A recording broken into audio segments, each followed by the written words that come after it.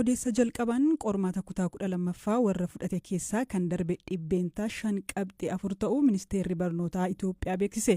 Bu'aan qorumsaa seensa yuunivarsiitii wiixata har'aa halkan walakkaa sa'aa 6 eegalee marsariitii gubbaa akka gadhiifamu Piroofeesar Biraanuu Naggaa ibsaniiru. Firiin qormaataa kutaa 12ffaa baranaa kun kan bara darbe bira qabamee yoo ilaalamu dhibbeentaa 2 qabxii 2 fooyya'insa agarsiiseera. Manneen barnootaa 1,663 barataa tokkoyyuu kan hin dabarsine ta'uu Piroofeesar Biraanuun himan. Naannoo Oromiyaa keessatti manneen barnootaa barataa tokkoyyuu hin dabarsin hafan 553 yoo ta'u kan itti aanu naannoo Somaalee kan manneen barnootaa 156 milkiitti dhabanidha. Piroofeesar Biraanuun haala qormaataa kana kan itti kennan miidiyaaleef yoo ibsan akkas jedhaniiru.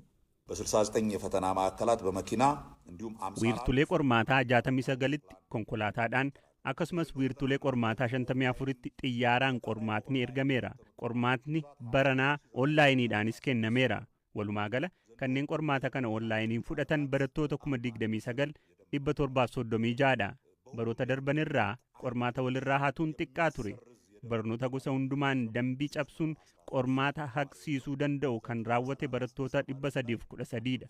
Barattoota 36 biroo irratti yeroo qormaata hojjetan dambii cabsuu isaaniin qormaatni isaanii haqamuu danda'eera. Mobaayilii fuudhanii galuuf yaaluun gochaa dambii cabsuu isa ijoo yoo ta'u kuni barattoota 128 irratti kan mul'atedha. Kanaan alammoo lakkoofsa galmee kennameen barataan biraa qoramuuf dhiyaachuuf yaaluudha.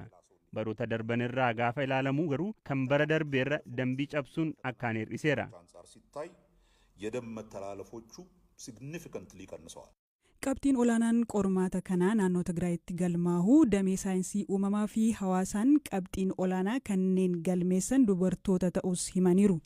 በትምህርት አይነት ከፍተኛ ውጤት ትግራይ ውስጥ ሲቪክስ ተሰጥቶ ነበረ። Gosa barnootaan qabxiin olaanaa kan argame naannoo Tigraay barnoota siiviksiidhaan yoo ta'u qabxiin gadaanaa immoo herreega yoo ta'u qabxii giddugalaa 27.9 ka ta'utu dhufe. Qabxiin gadaanaa inni kaan ikoonomiksiidha. Barnoota kaaniin ammoo fiiziksii, keemistirii fi baayooleejiidha. Qabxiin olaanaa akka biyyaatti galmaa'ee naannoo Tigraay 700 keessaa 675dha. Kunis Itoophiyaa keessatti qabxii olaanaa isa jalqabaadha. Dhiiratu galmeesse. Isaan ala warreen 600 keessa qoraman qabxii olaanaa 575 saayinsii uumamaan gama saayinsii hawaasaan 538 galmeessaniiru. Saayinsii hawaasaanis kan uumamaanis qabxiin olaanaa kan argame dubartootaani. Isheen 575 fidde barattuu mana barnootaa kaateediraaliidha. Isheen 538 fiddes barattuu mana barumsaa Itiyoo Paarentis jedhamuuti.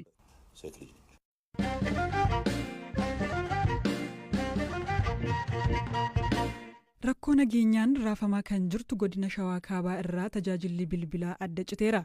Waggoota muraasaa asitti wiirtuu hidhattoonni keessa socho'an ta'aa kan dhufte godinni Shawaa Kaabaa erga kamisa darbee waaree boodarraa eegaluun tajaajilli bilbilaa guutummaatti adda citu BBC'n odeeffateera.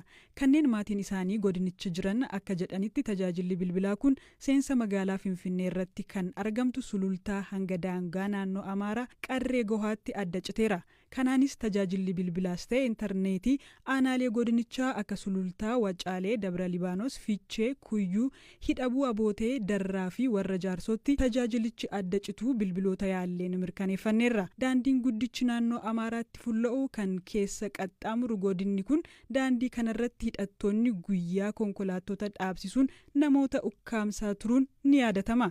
Kanaaf jechas konkolaachistoonni daandii kanarra deeman imalaan duratti bilbilaan haala daandichaa erga iyyafatanii kan deemaa turan amma sababa bilbilli cufameef haala jiru osoo hin hubatiin imaluun yaaddoo dabalataa ta'eera. Tajaajilli bilbilaa fi intarneetii kun adda cituun rakkoo nageenyaa godinichatti hammaachaa dhufeen kan wal qabatu akka ta'e shakkiin jiraatullee gama mootummaan hanga ammaa wanti jedhameen jiru. Aanaalee godinichaa hedduu keessatti sochiin hidhattoota waboo kan mootummaan ABO Shanee jechuun waamu kan jiru yoo ta'u aanaa Darraatti ammoo dabalataan sochiin hidhattoota faannoos jiraachuu ammaan dura jiraattonni BBC'tti himaniiru. Torbee lama dura jiraattonni godina kanaa dararaa saamichaa fi ajjeechaa hammaachaa dhufeef jecha gamtaan bahanii kadhannaa waaqaa fi araara taasisuun isaanii ni yaadatama. Kadhaa araaraan kanaa boodattis haalli godinichaa fooyya'insa akka hin agarsiisnee fi amma dabalataan tajaajilli bilbilaa adda cituun ammoo daran akka rakkoo hawaasaa godinichaa hin hammeessine kanneen yaadda'an hedduudha.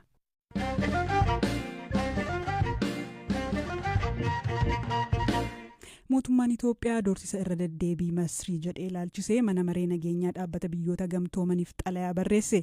Manni marichaa doorsisa Masrii qalbiin akka hordofu gaafate. Gama kaaniin ministeerri muummee Itoophiyaa Abiy Ahmed muddamni biyyoota ollaa waliin jiru gara waraanaa ce'uu malaa yaada jedhu irratti yoo dubbatan ofirraa qolachuuf qophii ta'uu ibsaniiru. Galaanaa Balaay dabalata qaba. Ministeerri dhimma alaa Itoophiyaa Ambaasaadder Taayyee Asqasillaasee mana maree nageenyaa dhaabbata biyyoota gamtoomaniitti xalayaa barreessaniin Masriin waan hin jirre uumaa jirti jechuun himataniiru. Xalayaa Itoophiyaa BBC'n arge manni maree nageenyaa doorsisa Masriin faallaa chaartara biyyoota gamtoomaniin Itoophiyaa irratti tarkaanfii humnaa fudhachuuf taasistu qalbifachuu qabaa jedheera. Masriin xalayaa fulbaana tokko bara 2024 UN'tti barreessiteen sababii hidha haaromsaan qooda bishaan ishee mirkaneessuudhaaf jecha tarkaanfii barbaachisu fudhachuudhaaf mirgan qabaa jetteetti. Ergasii Itoophiyaan xalayaa fulbaana 6 bara 2024 barreessiteen Masriif deebii kenniteetti. Masriin adeemsa diinummaa fi fedhii hin amansiisne dhaabuun qajeeltoowwan seera idil-addunyaa hordofuu qabdi jedheera xalayaan Itoophiyaan barreessite. Biyyoonni lamaan laga dheeraa addunyaa Abbayyaa irratti Itoophiyaan ijaartuu waggoota 10 oliif muddamarra jiru. Masriin hidhi haaromsaa Itoophiyaan xumuraa jirtu hamma bishaanii na duraa xiqqeessaa jechuun yaaddoo himachaa baate. Itoophiyaan ammoo daangaa ishee keessatti qabeenya uumamaa qabduun fayyadamuuf seerri ishee dhorku akka hin jirree fi hidhi ijaaramaa jiru ibsaa maddisiisee gadi akka yaa'u ibsiti. Xalayaan mootummaan Itoophiyaa barreesse kun qorannoon dhiibbaa hidha haaromsaa ogeeyyii Masriin dabalatee xiinxalamuu fi rakkoo akka hin qabne hubatamuu beeksisteetti. Dubbii ministeerri muummee Masrii dubbatan jette dabalatee Masriin waliigaltee bara koloniitti cicciteetti jechuun Itoophiyaan irra deebiin himattee jirti. Tibba kanammoo waggaa 40 keessatti yeroo duraaf Masriin Soomaaliyaa waliin waliigaltee waraanaa seenuun xiyyaarota waraanaa Soomaaliyaaf erguun muddama hammeesseera. Itoophiyaan bulchiinsa Soomaaliyaan kiyya jettu Somaalilaand waliin waliigaltee ulaa galaanaa erga raawwattee ji'oota lakkoofsises muddama biraa uumeetti fufee jira. Ministeerri muummee Itoophiyaa Abiy Ahmed guyyaa birmadummaa Itoophiyaa wayita kabajan duula biyya kamiinuu irratti aggaamamu qolachuuf qophii ta'uu dubbataniiru. Yeroo dhiyoos Itoophiyaan biyyoota tokko waliin lolatti galuu akka maltu haasaawwan akeekan ni dhaga'amu ka jedhan ministeerri muummee Abiy Ahmed waggoota 50 darban biyyoota ollaa akka Sudaaniif Soomaaliyaa waliin dhibdeen irra deddeebiin mudachuu kaasanii erga aangoo qabatanii garuu biyya ollaa waliin lolli gaggeeffame akka hin jirre ibsan. Ammoo aggaammii irratti gaggeeffamu kamiifuu deebii akka kennan dubbatan. ባለፉት 6 ዓመት ተኩል በአንድም ጎረቤት ላይ አንዲት ጥይት waggaa jahaaf walakkaa darbe biyya ollaa kamirrattuu rasaasa tokko dhukaafnee hin beeknu. Sababiinsaa olloonni keenya nagaa yoo ta'an akka nagaa argannu yoo tasgabbii qabaatan akka tasgabboof tasgabbiin sunis misoomaa fi badhaadhina keenyaaf bu'uura akka ta'e waan beeknuuf eenyu waliinuu wal loluudhaaf fedha karoora yaada hin qabnu. Haa ta'u malee dhiyoos fagoos kan jiran kan akka ta'utti nu hubanne har'a akka hubatan kan hin barbaadu. Nuti Itoophiyaanonni waan namaan barbaadnu kan nu barbaaduu fi kan nu tuqu garuu akkuma barre qaanessinee deebifne. Eenyuyyuu Itoophiyaatti bu'uu yoo barbaade si'a tokko qofa otoo hin taane yeroo 10 deebiseetti yaaduu qaba. Sababiin isaa Itoophiyaanonni wanti dandeenyu tokkichiif inni guddaan ofirraa qolachuudha. ማንም ኢትዮጵያን መድፈር ሲፈልግ አንዴ ሳይሆን 10 ማሰብ ይኖርበታል። Dhaggeeffattoota keenya gidduutti immoo odeessaalee gaggabaaboon isinitti hima. Pireezidaantiin US Joo Baayiden waraana kaaba Itoophiyaan wal qabatee aangoota qoqqobuuf ajaja pireezidaantii baasan waggaa tokkoof akka dheeratu murteessan. Pireezidaanti Baayiden xalayaa afyaa'ii mana maree fi pireezidaantii seeneetiif fulbaana 6 2024 barreessaniinidha. Kana kan jedhan. haleellaa Israa'el buufataalee waraanaa walakkeessa Sooriyaatti argamanitti raawwatteen yoo xiqqaate namoonni 16 ajjeefamuu ejensiin oduu Sooriyaa gabaase. Ejensiin oduu Sooriyaa qondaalota fayyaa biyyattii waabeffachuun akka gabaasetti haleellaa dilbata halkan naannoo Masiyaaf jedhamutti qaqqabeen namoonni 36 madaa'aniiru. Namichi daa'ima irratti buna ho'aa naquun miidhaa cimaa irra gahe qabuuf hordoffii sadarkaa addunyaatti jalqabamuu poolisiin Awustiraaliyaa beeksise. Poolisiin Awustiraaliyaa akka jedhetti magaalaa Brisbane keessatti namni miidhaa qaqqabsiise kun biyyaa ba'uun isaa waan mirkanaa'eef biyyoota biroo waliin ta'uun to'annoo jala oolchuudhaaf sochiin jalqabameera.